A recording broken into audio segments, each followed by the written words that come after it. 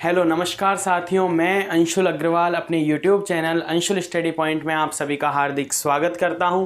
तो वही motivational quote के साथ हम क्लास की शुरुआत करते हैं कि शक्ति अपने शब्दों में रखो आवाज़ में नहीं, कि शक्ति अपने शब्दों में रखो आवाज़ में नहीं, क्योंकि फसल बारिश से अच्छी होती है बाढ़ से नहीं। तो इसी लाइन के साथ हम क्लास की शुरुआत करते हैं और हम प्रॉफिट एंड लॉस टॉपिक पर बात कर रहे थे, जिसमें कि हमने लाभ प्रतिशत निकालना सीख लिया था और विक्रय मूल्य निकालना सीख लिया था। अब ये क्वेश्चन क्रय मूल्य पर आधारित है, यानी कि इसमें क्रय मूल्य की गणना करने को कहा गया है। जिस प्रकार हम पिछले क्वेश्चंस हैं वो हमने अनुपात से रिलेटेड किए थे, जिसमें कि हमें परसेंट यानी लाभ प्रतिशत या हानि प्रतिशत के बारे में क्वेश्चन था, जिसमें हमने अनुपात से रिलेटेड था, जिसमें हमने सीपी निकालकर और उसका जो प्रॉफिट था या लॉस था उसकी गणना की थी, और प्रॉफिट लॉस हमें परसेंटेज में दिया हुआ था तो हमने वहाँ से कैलकुलेशन की, उसके बाद में हमने सॉल्यूशन किया और हमने आंसर निकाला। अब जो ये क्वेश्चन है आपको अब ये कहना चाह रहा है कि एक टेबल को 4,400 रुपये में बेचा जाए तो 10% का लाभ होता है। तो हमें क्रय मूल्य की गणना करनी है कि टेबल का क्रय मूल्य क्या था। उस क्वेश्चन से डिफरेंट क्वेश्चन है थोड़ा, और बस नॉर्मल क्वेश्चन है कहें तो अब जैसे क्वेश्चन कहना चाह रहा है कि एक टेबल को 4,400 रुपये में बेचा जाए, यानी कि कहें तो हम बात कर रहे हैं विक्रय मूल्य की। जो क्वेश्चन कह रहा है उस प्रकार से हम नोट कर लेंगे कि एक टेबल को 4,400 रुपये में बेचा जा रहा है, तो 4,400 रुपये क्या हो जाता है, विक्रय मूल्य हो जाता है, सेलिंग प्राइस हो जाती है किसकी, टेबल की। तब 10% का लाभ होता है। इस वैल्यू पर हम 4,400 रुपये में अगर टेबल को बेच रहे हैं तब हमें 10% का लाभ होता है। ये जो वैल्यू है ये 10% लाभ को शो कर रही है।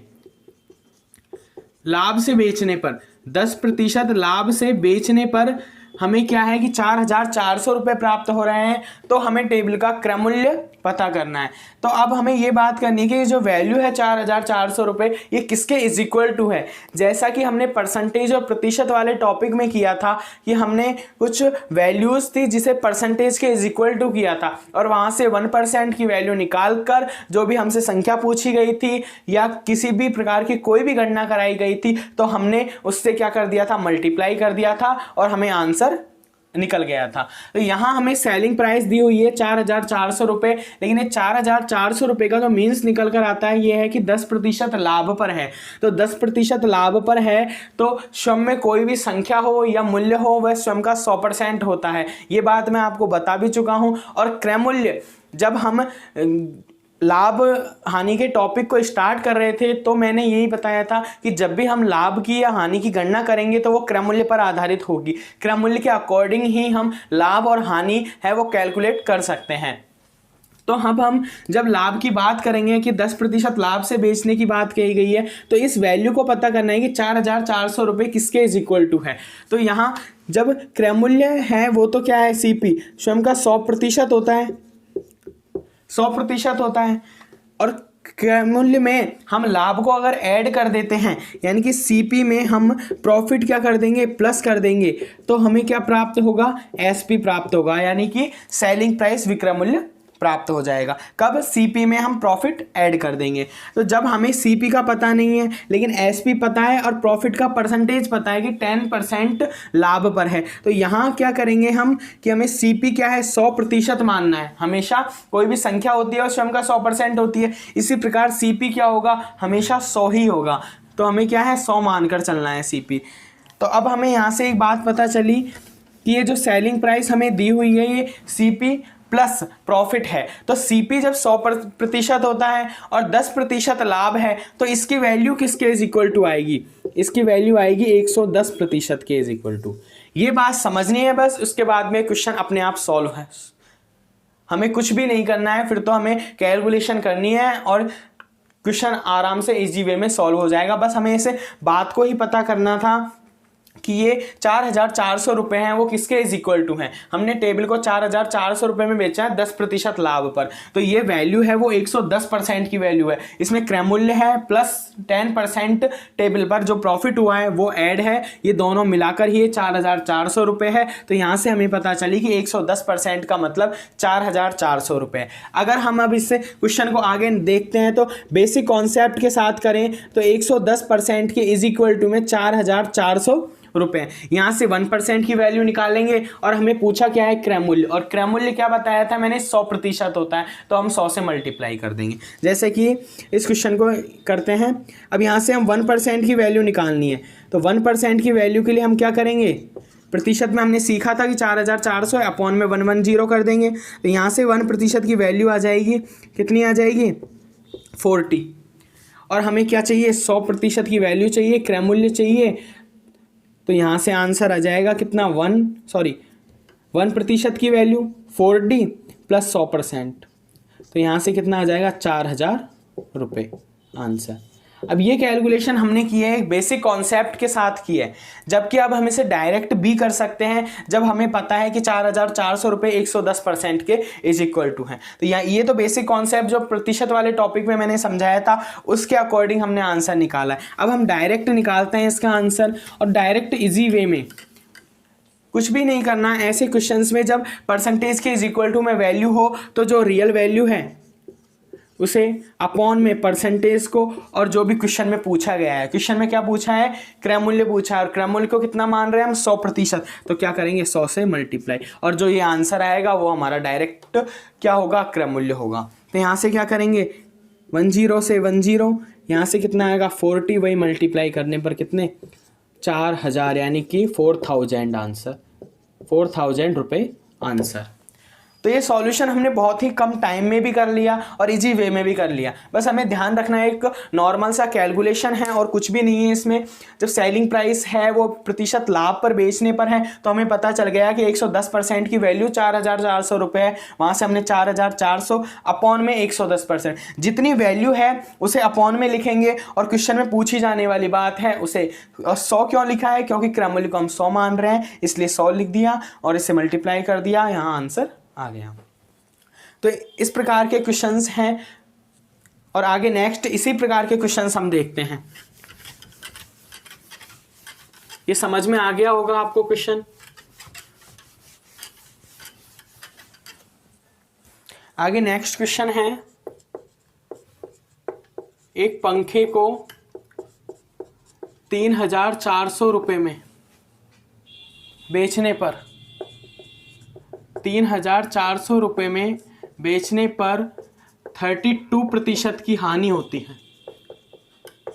यहाँ क्या हो रही है, हानि होती है, और कितनी 32% यानी 32% की हानि होती है। तो वही हमें क्या ज्ञात करना है, क्रय मूल्य ज्ञात करना है। क्रय मूल्य यानी कि हमें क्या ज्ञात करना है, सीपी ज्ञात करना है।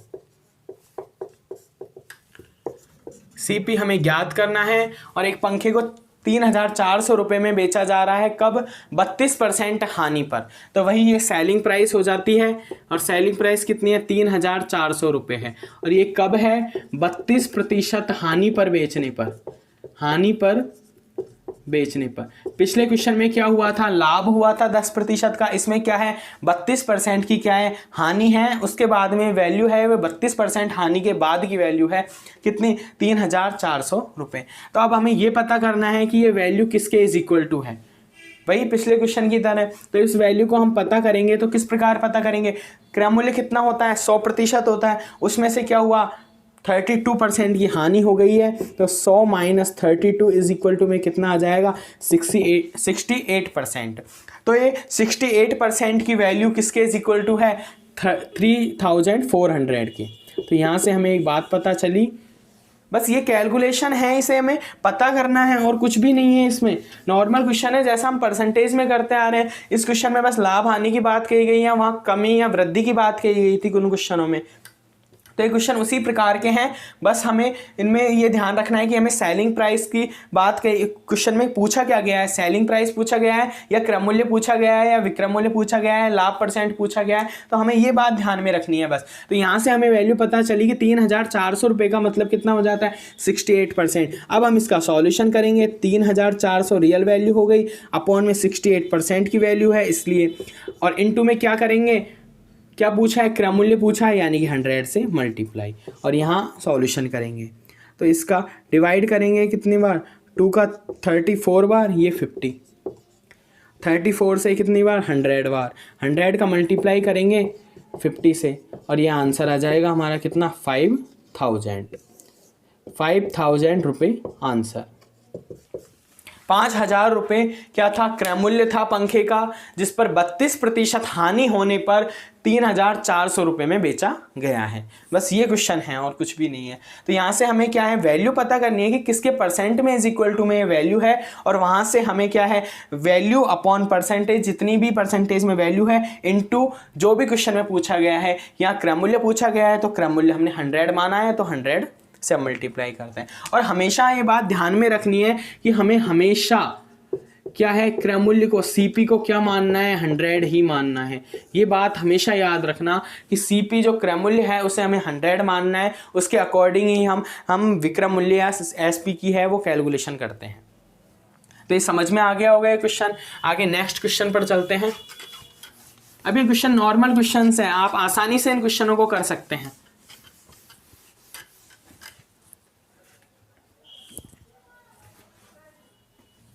एक क्वेश्चन है जैसे कि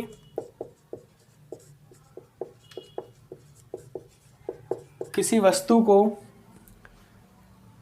10% हानि, वही सेम क्वेश्चन है कहें तो 10%, ये एक एग्जाम में आया हुआ क्वेश्चन है इसलिए 10% हानि पर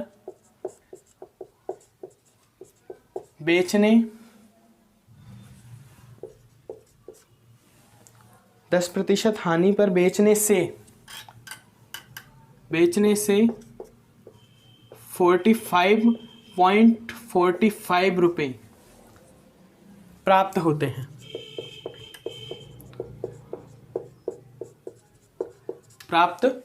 हैं।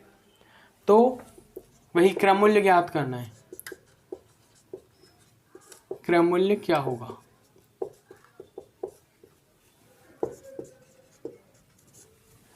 किसी वस्तु को 10% हानि से बेचने पर 45.45 कहें तो 45.45 रुपये हैं वो प्राप्त होते हैं। तो क्रय मूल्य क्या था या क्रय मूल्य क्या रहा होगा कि किस रेट में वो वस्तु खरीदी गई होगी जो 10% हानि पर बेचने पर हमें 45.45 रुपये प्राप्त हो रहे हैं। तो यहाँ से वही बात हो गई, सेलिंग प्राइस क्या हो गई 45.45 रुपये, और हानि कितनी है 10% हानि पर, 10% हानि से बेचने पर, 10% हानि से बेचने पर ये हो रहा है। तो यहाँ से क्या हो आ जाएगा, जब इस वैल्यू को हम पता करेंगे तो ये वैल्यू किसके इज इक्वल टू है ये देखना है। तो जब 10% की हानि हो गई है, 100% क्या होता है टोटल वैल्यू होती है, टोटल क्रय मूल्य होता है, उसमें से 10% हानि हो गई है तो क्या बची वैल्यू 90%। तो ये वैल्यू किसके इज इक्वल टू होगी, ये 90% के इज इक्वल टू हो। वही पिछला क्वेश्चन है सेम, बस इसमें क्या है, इसमें कैलकुलेशन उस तरह की है कि इसमें क्वेश्चन में जब ऑप्शन आए थे तो बहुत ही टिपिकल ऑप्शन थे, नहीं तो उन्हें समझना एक तरीके से थोड़ा सा क्वेश्चन को गलत करने की तरीके पर जा रहा था। जैसे कि अब इस क्वेश्चन को देखते हैं हम, अब इसका आंसर निकालेंगे हम तो 45.45 अपॉन 90 हो जाएगा, 90% की वैल्यू है इसलिए, इनटू में पूछा क्या है क्रम मूल्य, तो 100 से हमने क्या कर दिया है मल्टीप्लाई कर दिया है। उसके बाद में 10 से 10 कैंसिल, और ये जब सॉल्यूशन करेंगे इसका तो कितना आ जाएगा, सॉल्यूशन करने पर 9 का इसमें क्या करेंगे डिवाइड करेंगे तो कितना आ जाएगा 950.5, ये आंसर, सॉरी 10 से मल्टीप्लाई और करना है इसको पहले, तो कितना आ जाएगा 5 0.05। 9 का इसमें डिवाइड करेंगे 5 बार तो कितना आ जाएगा 45। उसके बाद में पॉइंट है, फिर 4 में डिवाइड नहीं होगा इसलिए 0, और उसके बाद में 4 5 में दोबारा डिवाइड करेंगे तो कितना आ जाएगा 5.05। तो यहाँ से वैल्यू है वो आ रही है कितनी 5.05 इंटू 10, और ये वैल्यू आ जाएगी 50.5 रुपीज़। अब इस क्वेश्चन में बस कुछ भी नहीं था, ये कैलकुलेशन है जो थोड़ी टफ हो गई थी। क्या इसमें जब ऑप्शंस दिए हुए थे तो ऑप्शंस इस प्रकार के थे, जैसे कि ए ऑप्शन है उसमें 5.5 था, बी ऑप्शन में क्या था 50.50, थर्ड ऑप्शन था उसमें था 5.05, और जो डी ऑप्शन था उसमें था 5.005। तो इस प्रकार की वैल्यू थी। ये कहें तो जब ऑप्शंस, इस क्वेश्चन के जो ऑप्शंस थे वो इस प्रकार के थे, किसी वस्तु को 10% हानि से बेचने पर 45.45 रुपये प्राप्त होते हैं और क्रय मूल्य हमसे पूछा गया था। उसके बाद में हमने यहाँ से 10% हानि पर बेचा है तो 90% की वैल्यू है, और 90% की वैल्यू के बाद में इसे क्या था, एक ऑप्शन इसकी जगह ये था 55, ये ऑप्शंस थे 4 ऑप्शंस। और जब हमने इसकी कैलकुलेशन करी है तो आंसर कितना आया है 50.5, और 50.5 है वो इन चारों में से किसके इज इक्वल टू होगा, वो बी ऑप्शन के इज इक्वल टू होगा। जबकि इस प्रकार की जब हम कैलकुलेशन करेंगे तो हमें प्रॉब्लम ये आएगी कि 9 का डिवाइड करने पर हम इसे 5.5 से क्या कर देंगे, डिवाइड कर देंगे, और यहाँ वैल्यू जब 10 से मल्टीप्लाई करेंगे तो 55 आएगी, जो कि कहें तो आंसर गलत हो जाता है। इसीलिए इस प्रकार का क्वेश्चन कराने का उद्देश्य यही है कि आप इस तरह की जो भी कैलकुलेशन हो पॉइंट वाली तो इसे संभल कर करें, इसे तरीके से करें। पहले या तो 10 से मल्टीप्लाई कर लें, जैसे कि मैंने 9 से इसे क्या कर दिया, डिवाइड कर दिया डायरेक्ट, तो 9 का 5 से डिवाइड हो गया, उसके बाद में ही हमें पॉइंट लगाना है डायरेक्ट। तो हमें ये इस बात को ध्यान में रखना है। और यहाँ से हमने 10 से मल्टीप्लाई कर दिया, इसके बाद में 50.5 रुपीज़ आंसर आ गए। तो ऑप्शंस इस प्रकार के थे, इसलिए क्वेश्चन को कराने का उद्देश्य था। कहें तो बिल्कुल सेम ऑप्शन है, कुछ भी फ़र्क नहीं है, पॉइंटों का इधर उधर किया गया है। इसमें पॉइंट बीच में है, इसमें इधर है, इसमें उधर है, इस प्रकार की वैल्यूज़ है और कुछ भी नहीं है। तो ये क्वेश्चन आपको समझ में आ गया होगा। आगे नेक्स्ट क्वेश्चन पर चलते हैं।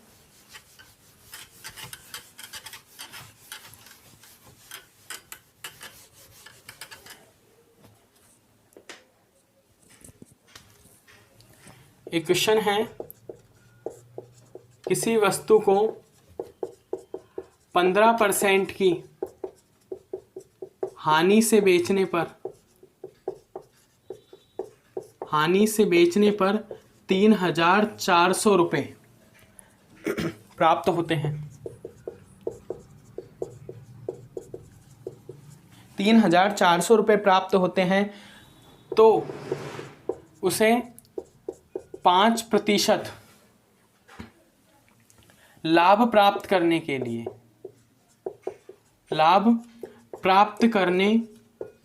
लिए कितने में बेचा जाना चाहिए।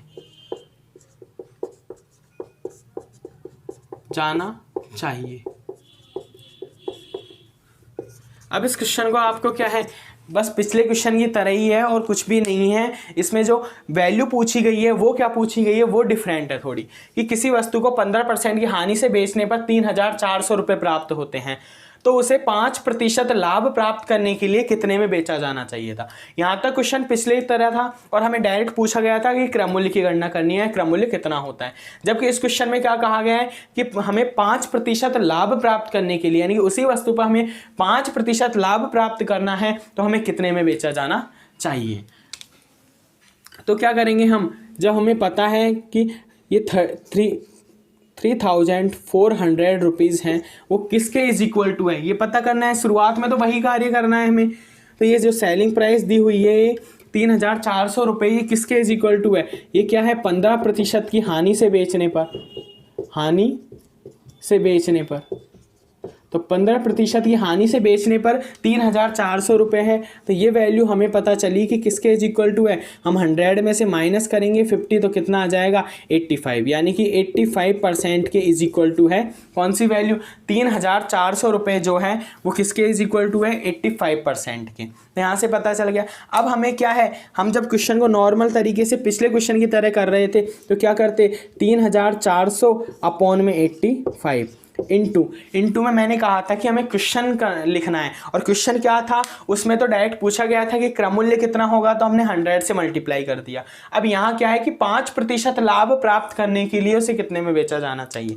जब हम 5% लाभ की बात करेंगे और क्रम मूल्य हमें पता है हम कितना मान रहे हैं 100 है, इस बात को देखते हैं हम कि क्रम मूल्य 100 है, 5% लाभ की बात कर रहे हैं, यानी 100% मानते हैं हम इसे क्रम मूल्य को, और 5% लाभ की बात करते हैं, तो हमारी जो सेलिंग प्राइस है वो कितनी हो जाएगी, 105% होगी या नहीं होगी, इस बात को समझना है बस। इस CP जब हमारा 100% हम मान रहे हैं और 5% लाभ की बात करेंगे तो जो SP है यानी कि सेलिंग प्राइस है हमारी वो कितनी हो जाएगी, वो 105% हो जाएगी। क्यों, क्योंकि हम CP पर ही तो लाभ परसेंट निकालेंगे, तो लाभ परसेंट कितना आया CP का 5%, और उसे ऐड करेंगे CP में, उसके बाद में हमें सेलिंग प्राइस पता चलेगी। तो यहाँ से हमें पता चला कि सेलिंग प्राइस कितनी है 105%। तो अब इसमें क्या है कि 5% लाभ प्राप्त करने के लिए कितने में बेचा जाना चाहिए, 105% में बेचा जाएगा। तो अब हम क्या करेंगे, यहाँ हम मल्टीप्लाई करेंगे वो 105 से करेंगे, यानी 105 से हम मल्टीप्लाई करेंगे। अब तक हम 100 से मल्टीप्लाई करते आ रहे थे, और क्यों करते आ रहे थे, क्योंकि हमें जो वैल्यू है वो क्रम मूल्य की पूछी हुई थी गई थी, तो हमने वो CP कितना मानते हैं, हम 100% मानते हैं, तो हम 100 से मल्टीप्लाई कर रहे थे। अब इसमें 5% लाभ ऐड करने की बात कही गई है, तो यहाँ हम क्या करेंगे 105 से मल्टीप्लाई करेंगे। ये बात आपको समझ में आ गई होगी, बस इस बात को समझाने के लिए ही मैंने ये बात बताई है। अब यहाँ से इसका कैलकुलेशन करते हैं और कुछ भी नहीं है। डिवाइड करते हैं इसका 5 से 17, ये 21, 17 का इसमें डिवाइड करते हैं 200, तो यहाँ से वैल्यू आएगी 200 मल्टीप्लाई 21, और ये वैल्यू कितनी आ जाएगी 4,200 रुपये। अब ये बात समझ में आ गई होगी क्वेश्चन आपको कि जब 15% की हानि पर किसी वस्तु को 3,400 रुपये में बेचा जा रहा है, तो वही वस्तु को हम अगर 5% लाभ पर बेचना चाहते हैं तो हमें 4,200 रुपये में बेचना होगा। ये बात आपको समझ में आ गई होगी। नॉर्मल क्वेश्चन है और कुछ भी नहीं है। एक क्वेश्चन इसी पर आधारित एक क्वेश्चन और ले लेते हैं, जिससे कि आपको ये तरीका है वो पूरी तरीके से क्या हो जाए, कंफर्ट हो जाए। आप इसमें इस प्रकार के क्वेश्चंस को कभी गलत ना करें। जैसे कहा गया है कि एक चेयर है, एक कुर्सी का मूल्य दिया हुआ है, यानी कि एक कुर्सी है, एक कुर्सी 20% हानि पर 4,000 की बेची जाती है, यानी कि 4,000 रुपये की बेची जाती है 20% हानि पर।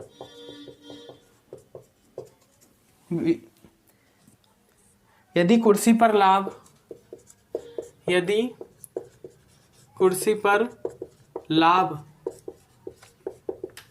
40% प्राप्त करना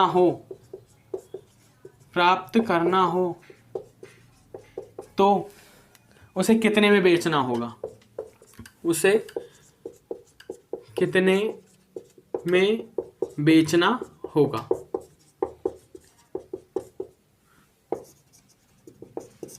ये क्वेश्चन है। एक कुर्सी जो 20% हानि पर 4,000 रुपये की बेची जाती है, यानी कि 20% हानि हो रही है उस कुर्सी पर और 4,000 रुपये में बेची जाती है, तो यदि कुर्सी पर हमें 40% लाभ प्राप्त करना है तो उसे कितने में बेचना होगा। वही तरीका यूज करेंगे। वही सेलिंग प्राइस कितनी है 4,000 रुपये, और 4,000 रुपये कब है, ये 4,000 रुपये सेलिंग प्राइस है, वो कब है 20% की हानि बेचने पर। 20% की हानि पर बेचने से, हानि हुई है 20% की इसे बेचने से, तब ये 4,000 रुपये के इज इक्वल टू है। तो अब हमें यहाँ से पता चली कि 100% वैल्यू है, -20 करेंगे हम, तो यानी कि 80% के इज इक्वल टू क्या आएगी, ये वैल्यू है जो 4,000 रुपीज़, ये किसके इज इक्वल टू आ जाएगी 80% की। ये वैल्यू पता करनी है हमें। आज की क्लास में मैंने आपको सबसे पहले यही बताया था कि ये वैल्यू किस प्रकार पता करते हैं, और ये वैल्यू अगर हमें पता चल गई तो उसके बाद में हमें क्वेश्चन को करने में कोई भी प्रॉब्लम नहीं होगी, हम आसानी से इस क्वेश्चन को कर सकते हैं। तो ये बात समझ में आ गई, कितना 80% के इज इक्वल टू है। अब आगे हम सॉल्यूशन करेंगे, वही 4000 अपॉन में 80 इंटू क्या करेंगे, अब क्वेश्चन करेंगे, और क्वेश्चन क्या है कि 40% लाभ प्राप्त करना है। तो हम CP जब 100 मान रहे थे, 100%, अब प्रॉफिट कितना हो गया 40%। तो यहाँ से हमें क्या प्राप्त होगा, जो सेलिंग प्राइस होगी वो कितनी हो जाएगी 140%। ये बात समझ में आ गई होगी। जब CP 40% है, प्रॉफिट 40% हो गया, तो सेलिंग प्राइस कितनी हो जाएगी 140%। तो यहाँ हम मल्टीप्लाई किससे करेंगे 140 से। बस इस बात को समझना है। अभी तक हमने क्या किया था, क्रम मूल्य यानी कि 100 से मल्टीप्लाई किया था, क्योंकि जब तक हम क्रम मूल्य की गणना कर रहे थे। उसके बाद में हम जब लाभ की गणना कर रहे हैं अब डायरेक्ट, तो हम क्या कर रहे हैं 140 से मल्टीप्लाई, और यहाँ से वैल्यूज़ है वो क्या करेंगे हम 0 से ये 8 का इसमें डिवाइड करेंगे 500। तो यहाँ से वैल्यू कितनी आ जाएगी 500 इंटू 40, और ये कितनी आ जाएगी 7000 रुपये। तो ये वैल्यू आपको समझ में आ गई होगी। इस प्रकार का क्वेश्चन है वो आपको समझ में आ गया होगा ये, कि जब एक कुर्सी पर 20% की हानि हो रही है तो उसे 4000 रुपये में बेचा जाता है, और अगर हमें उसी कुर्सी पर 40% लाभ प्राप्त करना है तो अब हमें उसे 7000 रुपये में बेचा होगा। अब अगर इसकी जगह क्रम मूल्य पूछा होता तो हम यहाँ 100 से मल्टीप्लाई करते, और यहाँ क्या आता 10 से मल्टीप्लाई, यानी 5000 रुपये उस वस्तु का क्या आ जाता क्रम मूल्य आ जाता। तो ये नॉर्मल क्वेश्चंस थे जो आप समझ गए होंगे, और इस प्रकार के क्वेश्चंस हैं वो एग्जाम में आते ही हैं। तो ये छोटे क्वेश्चन हैं कहने को, लेकिन जो लैंग्वेज है क्वेश्चन की उसे चेंज करने का एग्जामिनर प्रयास करता है, उससे हमें घबराना नहीं है, और क्वेश्चन को एक अच्छी तरीके से पढ़कर और उसे ये देखना है कि क्वेश्चन में पूछा क्या है, क्रम मूल्य पूछा है या विक्रम मूल्य पूछा है या लाभ % पूछा है, उस प्रकार हमें गणना करनी है। तो आज की क्लास में इतना ही, और आप इस चैनल को सब्सक्राइब कीजिए, बेल आइकन को प्रेस कीजिए, जिससे कि वीडियो का नोटिफिकेशन आप तक तुरंत पहुंच सके, और वीडियो को ज़्यादा से ज़्यादा शेयर कीजिए। तो आज की क्लास को यहीं समाप्त करते हैं। जय हिंद, जय भारत।